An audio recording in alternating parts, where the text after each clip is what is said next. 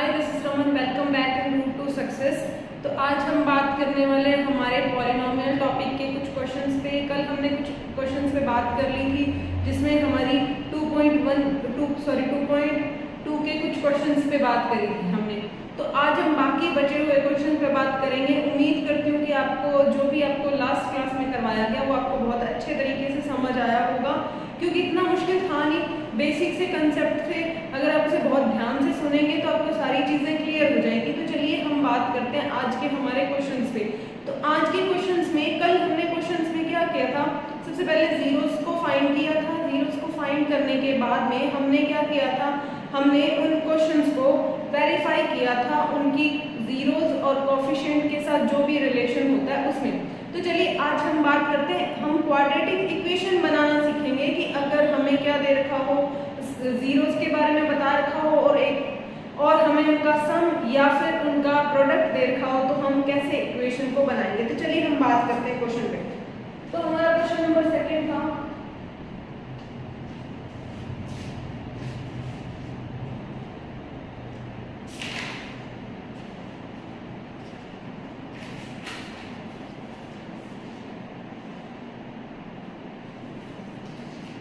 देखिए। तो हमें क्वेश्चन में दे रखा है कि find the quadratic polynomial if sum of zeros and product of zeros are given, कि हमें जीरोस का सम दे रखा है और जीरोस का प्रोडक्ट दे रखा है, तो हमें क्वाड्रेटिक इक्वेशन को बनाना है। तो चलिए हम क्वेश्चन पे बात करते हैं।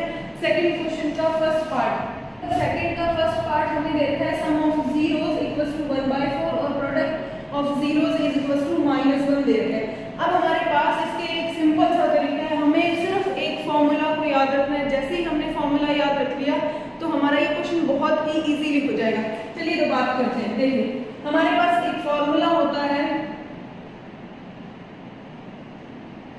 इक्वेशन को फाइंड करने का, विच वन इज 1/k, कि हमारे पास कोई भी क्या होगा, कॉमन आएगा, उसके बाद में x² minus alpha plus beta x plus alpha beta, कि हमें अगर क्वाड्रिक पॉलिनोमियल फाइंड करना है तो हमारे पास एक सिंपल फॉर्मूला होता है 1/k x² minus alpha plus beta x plus alpha beta, जिसमें हम क्वाड्रेटिक पॉलिनोमियल की बात करें तो ये हमारा क्या होता है, क्वाड्रेटिक पॉलिनोमियल होता है। ठीक है, तो चलिए हम बात करते हैं। देखिए हमारे पास क्वेश्चन में क्या दे रखा है, सम ऑफ जीरोस, यानी कि अल्फा प्लस बीटा की वैल्यू किसके बराबर है, 1/4 के, और अल्फा इंटू बीटा की वैल्यू किसके बराबर है, -1 के। तो अब हम क्या करेंगे, हमें इक्वेशन बनानी है, तो हम करेंगे कि x² minus alpha plus beta plus alpha beta. ठीक है, अब देखिए वैल्यूज पुट कर दीजिए, x² माइनस 1/4x प्लस -1। ठीक है, हमारे पास ये आ गया। अब हम इसे और सॉल्व करते हैं आगे, x² माइनस x/4 -1। अब देखिए, अब एलसीएम लेते हैं, क्योंकि हमारे पास जो इक्वेशन बनानी है उसमें अपॉन में कोई भी वैल्यू नहीं आएगी, पूरी की पूरी वैल्यूज आएंगी। तो हम एलसीएम ले लेते हैं। एलसीएम हमारा क्या आएगा, 4 आएगा, तो ये आएगा 4x² माइनस x और ये आएगा -4।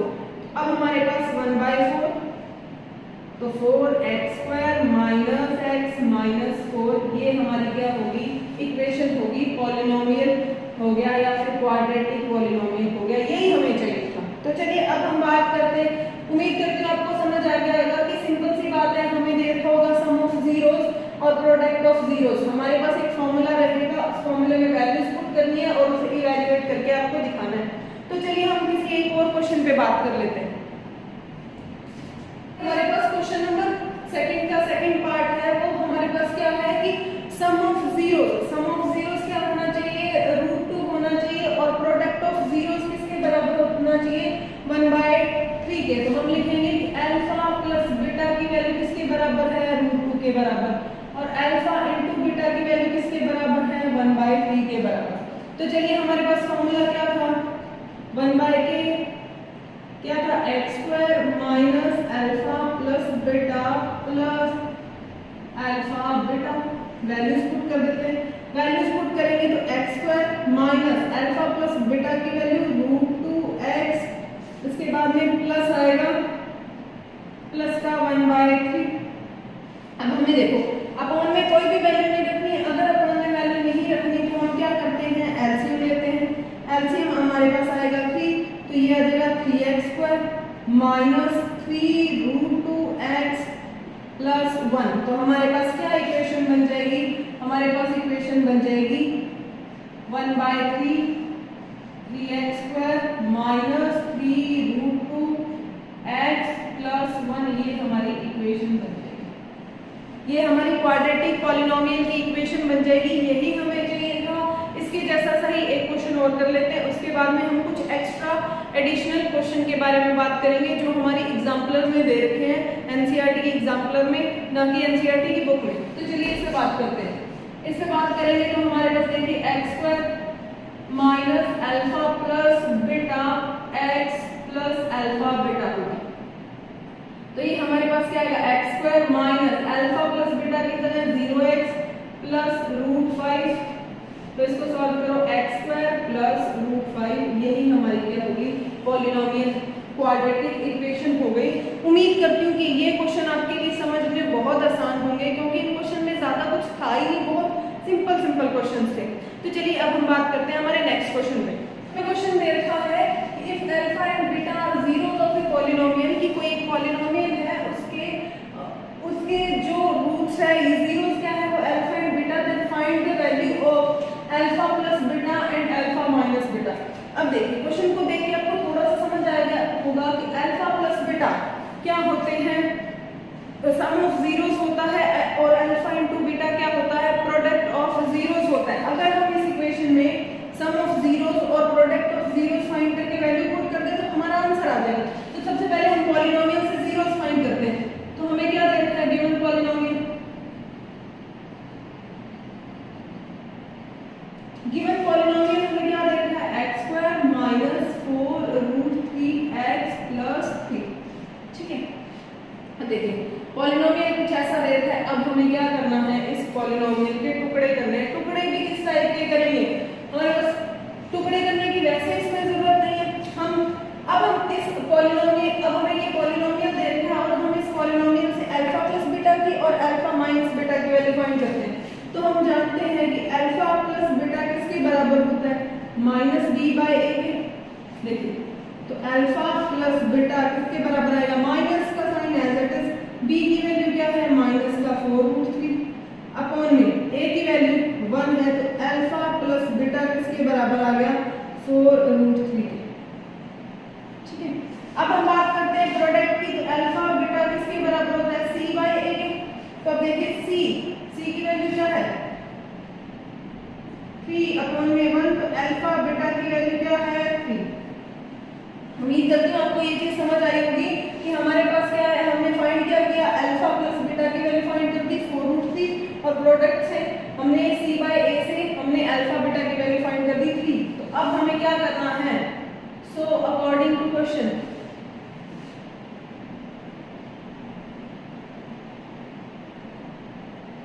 Alpha plus beta minus alpha beta किसके बराबर होगा, तो अल्फा प्लस बीटा की वैल्यू 4 रूट 3 माइनस क्या आएगा, 3 आएगा। यही हमारा क्या होता है, आंसर होता है। उम्मीद करती हूँ आपको ये बहुत सिंपल सा, बहुत आसान सा क्वेश्चन समझ आ गया होगा। इसके अलावा हम कुछ एक क्वेश्चन और कर लेते हैं। अब देखिए नेक्स्ट पॉलिनोमियल हमें दे रखा है 7y² minus 11y/3 y minus 2/3। सबसे पहले तो इस पॉलिनोमियल के जीरोस फाइंड करने हैं। जीरोस फाइंड करने के बाद में हमें क्या करना है, हमें इनकी कोएफिशिएंट और जीरोस के बीच में रिलेशन बताना है कि क्या वो हमारा रिलेशन सही है या नहीं सही। तो चलिए हम इससे बात करते हैं। देखिए सबसे पहले हम क्या करते हैं, हम इसे जनरल इक्वेशन की तरह बदल लेते हैं। हमारी जनरल इक्वेशन क्या होती है, ax² + bx + c की फॉर्म में बदल लेते हैं। तो इसमें बदलने के लिए सबसे पहले हमें क्या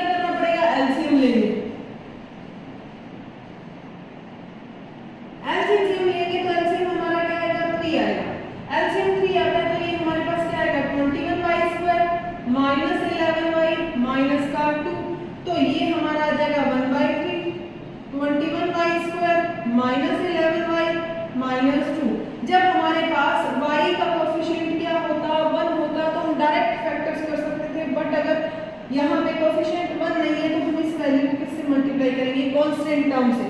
तो 21 इंटू 2 किसके बराबर होता है, माइनस का 42, और माइनस 42 को 11 बनाना है तो आप देखिए कौन कौन से फैक्टर चूज कर सकते हैं। इसको प्राइम फैक्टराइजेशन यूज करो, प्राइम फैक्टराइजेशन करोगे तो आपके पास कौन कौन से फैक्टर्स आएंगे, देखिए तो अब हम बनाते हैं फैक्टर्स, ठीक है। अब देखिए अगर मैं इन दोनों को मल्टीप्लाई करूं, यानी कि 7 और 2 को मल्टीप्लाई करूंगी तो मेरे पास क्या बनेगा, एक तो बनेगा 14 और दूसरा बचा हुआ कौन होगा 3। अब आप देखिए कि हमने क्या पढ़ा था कि अगर नेगेटिव के आगे, अगर कांस्टेंट टर्म के आगे नेगेटिव आ रहा है तो रूट्स कैसे होंगे, एक प्लस का होगा एक माइनस का होगा। जो माइनस या प्लस किस वाली वैल्यू के आगे आता है वही बड़ी वैल्यू के आगे लिया जाता है, यहाँ माइनस लिया जाएगा हमारा प्लस। तो चलिए अब हम इसको पुट कर देते हैं, तो 1/3 21y square minus 14y plus 3y minus 2, कुछ ऐसा आ गया हमारे पास। तो चलिए 1/3 21y square minus 14y plus 3y minus 2। Okay, इन दोनों में से कुछ कॉमन ले लीजिए और इन दोनों में से कुछ कॉमन ले लीजिए। तो इनमें से कुछ कॉमन लेंगे तो हमारे पास क्या बनेगा, इन दोनों में से कुछ कॉमन लेंगे तो हमारे पास एक तो 7 कॉमन आएगा और कौन आएगा y, तो हमारे पास यहाँ बचेगा 3y माइनस 2 प्लस का 1 कॉमन लेंगे 3y माइनस 2, तो हमारे पास क्या बचेगा 1/3 3y माइनस 2 और कौन होगा 7y प्लस 1 इक्वल्स। अब हमें क्या फाइंड करनी है, जीरोस फाइंड करनी है। तो जीरोस फाइंड करते हैं तो पॉलिनोमियल किसके बराबर रखते हैं, 0 के बराबर।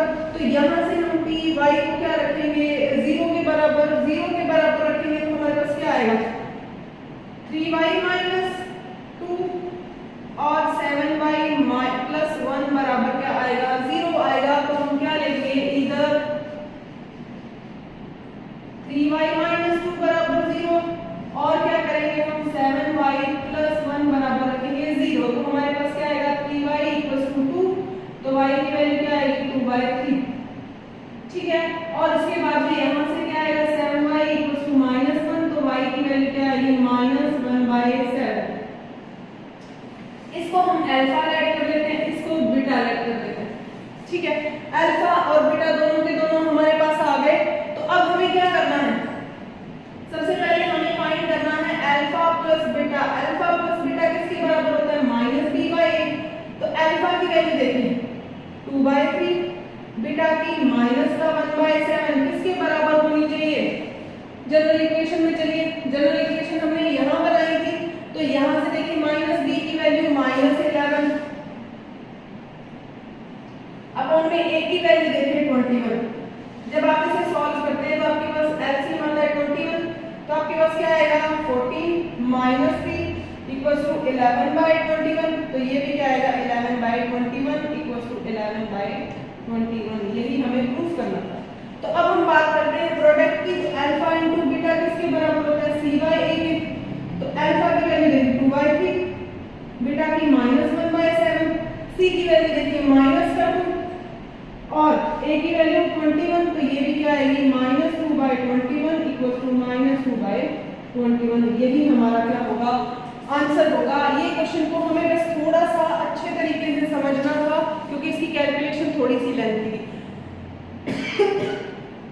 तो चलिए हमारा जो सेकंड चैप्टर है पॉलिनोमियल, जिसको हमने लास्ट क्लास से स्टार्ट किया था, वो इस क्लास पे खत्म होता है क्योंकि इसके आगे वाले जो क्वेश्चन है वो हमारे इस साल सिलेबस में नहीं है, तो हम उसके बारे में बात नहीं करेंगे। तो आपको इस वीडियो को लाइक करना है, शेयर करना है और हमारे चैनल को सब्सक्राइब करना है। और इसके बाद की क्लास में हम चैप्टर हमारा कौन सा स्टार्ट करेंगे, फोर्थ चैप्टर। फोर्थ चैप्टर में कुछ ऐसा है जहां हम जीरोस बोलते हैं वहां हम क्या बोलेंगे, रूट्स के बारे में बात करेंगे। वहां भी हमें फैक्टर्स करने होंगे और x या y की वैल्यूज फाइंड करनी होगी। चलिए तो